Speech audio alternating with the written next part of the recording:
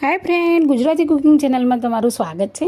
આજે આપણે બનાવ્યું છે સવારે બ્રેકફાસ્ટમાં બી ચાલશે અને સાંજે ડિનરમાં બી ચાલે છે। કેટલા સરસ મજાના સ્મૂધ થયા છે, તમે જુઓ। એક અલગ જ પ્રકારનો આપણે નાસ્તો બનાવ્યો છે। એનો ટેસ્ટ તો તમે ના પૂછો વાત, એમાં અલગ જ મસાલા આપણે યુઝ કર્યા છે। તો કેટલું સોફ્ટ છે અને ખાવાની ખરેખર ખૂબ જ મજા આવે છે। ઘરના બધાને સરસ વાયું છે અને બધાએ ફરમાઈશ કરી છે કે હવે તમે ચોક્કસથી આ જ બનાવજો।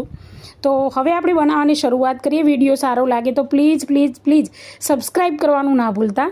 તો અહીંયા આપણે 3 વાટકી સોજી મિક્સર જારમાં લીધો છે, એમાં થોડી છાશ રેડી છે ખાટી, અને એને એકવાર આપણે મિક્સ કરી લીધું છે મિક્સર જારની અંદર। હવે આ બેટર છે ને એને આપણે એક વાસણની અંદર કાઢી લઈશું અને એ વાસણની અંદર કાઢી અને બરાબર એને મીઠું નાખીશું।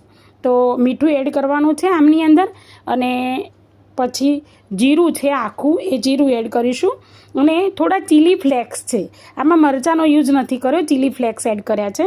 તો ચીલી ફ્લેક્સ એડ કરીશું અને અહીંયા 3 વસ્તુ એડ કરી છે તમે જોઈને તો, અને લસણ અને મરચાંની પેસ્ટ એડ કરી છે। અને હવે સારી રીતે એને હલાવી લેવાનું છે અને પછી 5 મિનિટ રેસ્ટ આપી દેવાનો છે। મેં લોંગ વિડીયો આનો બનાવ્યો છે, તમે જોઈ શકો છો।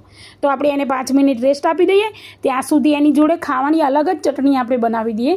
તો આપણે ચટણીની અંદર છે કે લીલા ધાણા, મરચું, મીઠું અને દાળિયા નાખ્યા છે, થોડુંક પાણી એડ કરીશું અને એને સારી રીતે ક્રશ કરી લઈશું, બસ। તો સરસ મજાની ચટણી પણ બનીને તૈયાર છે। એને એક વાસણમાં કાઢી આવી રીતે બનાવવાની છે, જુઓ। હવે આપણે એને એક વાસણની અંદર કાઢી અને પછી ફ્રીજમાં મૂકી દઈશું, જેથી કરીને બેસ્ટ રહે।